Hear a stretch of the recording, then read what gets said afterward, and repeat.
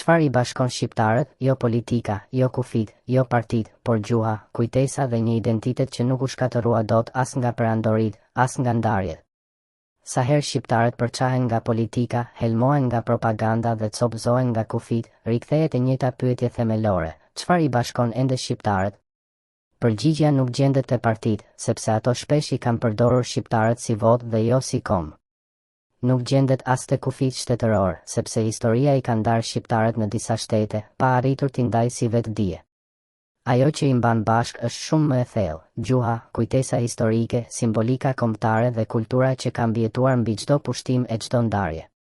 Shqipja mbetet elementi më i fortë bashkues dhe studiuesit e përshkruajnë si të vetmen përfaqësuese moderne të një dege më vete të familjes indo-evropiane.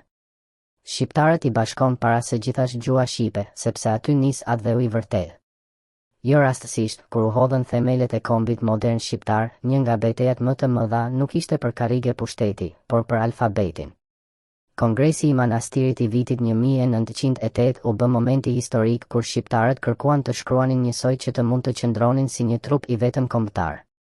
Ai akt nuk ishte thjesht kulturor, ishte politik, qytetërues dhe konformues. Një popull që vendos të unifikoj alfabetin, po vendos në të vërtet të mos shpërbëhet. I bashkon edhe kujtesa, sepse shqiptarët kanë jetuar gjatë me rrezikun e fshirjes, por nuk janë zhdukur.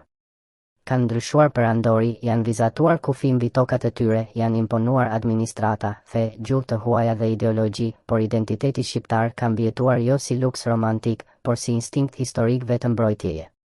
Kjo është arsyeja pse emra, data dhe simbole si Skënderbeu, 28 nëntori, flamuri kuqezi dhe alfabeti nuk janë dekor patriotik, por kolona të memories kolektive.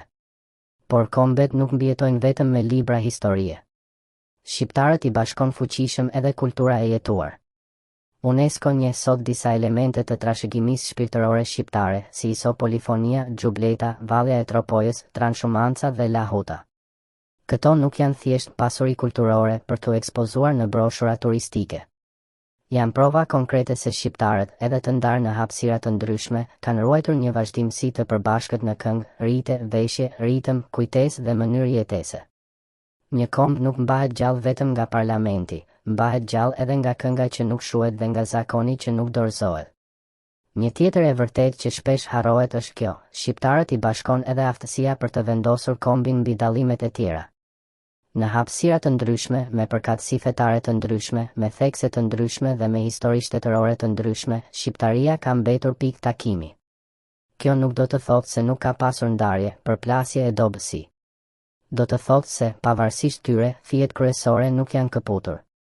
Dhe pastaj vjen diaspora, prova më e qartë se shqiptaria nuk mbaron te kufiri. Nga arbëreshët historik të emigracioni i ri, gjuha, kujtesa familjare, flamuri, lidhja me vendlindjen dhe ndjenja e përkatësisë kanë mbetur gjallë edhe larg trojeve. Vetë Britanica përmend se shqipja flitet jo vetëm në Shqipëri e në trojet shqiptare në Ballkan, por edhe në komunitete të rëndësishme jashtë tyre, përfshirë Italinë e Jugut. Kjo do të thotë se identiteti shqiptar nuk është vetëm territorial, është edhe kulturor, familjar dhe historik. Problemi është se sot shqiptarët shpesh sillen sikur i bashkon vetëm halli i ditës. Jo. I bashkon diçka shumë më e madhe. I bashkon një gjuhë që nuk u zhduk. Një alfabet që u fitua. Një kujtesë që nuk u dorëzua. Një kulturë që nuk u tredh. Dhe një ndjenje e përkatësisë që, pavarësisht propagandës, korrupsionit, partive dhe kufive, vazhdon të dalë në sipërfaqe sa herë kombi vihet në provë. Kjo është arsyeja pse shqiptarët, edhe kur zihen mes vete, nuk bëhen kurrë të huaj për njëri tjetrin. Sepse ajo që i bashkon është më e vjetër se shtetet, më e fortë se qeveritë dhe më e thellë se përçarja e ditës.